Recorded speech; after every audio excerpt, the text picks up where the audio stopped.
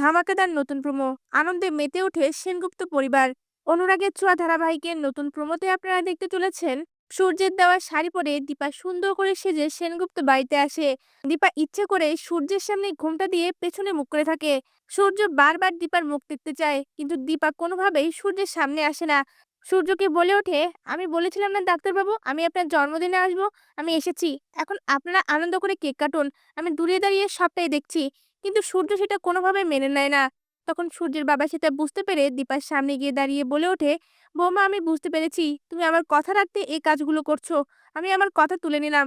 তুমি সূর্যকে তোমার মুখটা দেখাও। এই কথা শুনে দীপাও খুশি হয়ে যায়। এরপর দেখা যায় দীপা সূর্যের সামনে গিয়ে তার ঘোমটাটা সরানো মাত্রই সূর্যের সকল পুরনো স্মৃতিগুলো মনে পড়ে যায়। দীপার সঙ্গে তার কিভাবে বিয়ে হয়েছিল, তার সঙ্গে কাটানো সময়গুলোর কথা মনে পড়ে যায়। সঙ্গে সঙ্গে বাড়ি ভর্তি লোকের সামনে দীপাকে জড়িয়ে ধরে সূর্য। আর এটা দেখে রূপা কৃষ্ণ অনেক খুশি হয়ে যায়। সোনাও তার মা বাবার দিকে তাকিয়ে হাসতে থাকলে তখন কুন্তলা এসে সোনার পাশে দাঁড়িয়ে বলে ওঠে, তুমি কি দেখছো? কি দেখে এত খুশি হচ্ছ? যারা তোমাকে শেষ করে দিয়ে আনন্দে থাকছে তাদেরকে নিয়ে তুমি খুশি হচ্ছ? এই কথা শুনে সাথে সাথে সোনারও রাগ উঠে যায়। সোনা তখন তার বাবা মায়ের কাছে গিয়ে বলে ওঠে, হয়েছে হয়েছে, বাড়ি ভর্তি মানুষের সামনে এই নোংরামি না করলেই নয়। এই কথা শুনে সূর্য অনেক রেগে গিয়ে সোনার সঙ্গে খারাপ ব্যবহার করতে যায়। তখনই দীপা সূর্যকে থামায় আর বলে ওঠে, এই আনন্দের দিনে বকাবকি না করে চলুন সবাই মিলে একসঙ্গে কেক কাটি।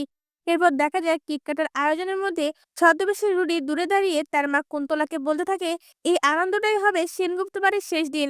এই বলে মুচকে মুচকে হাসতে থাকে। তা ভিউয়ার্স, এই বিপদ থেকে কি দীপা পারবে তার ডাক্তারবাবু ও তার দুই মেয়েকে উদ্ধার করতে? জানতে হলে চোখ রাখুন স্টার জলসার পর্দায়। এমনটাই দেখতে চলেছেন নতুন প্রমোতে। ধন্যবাদ।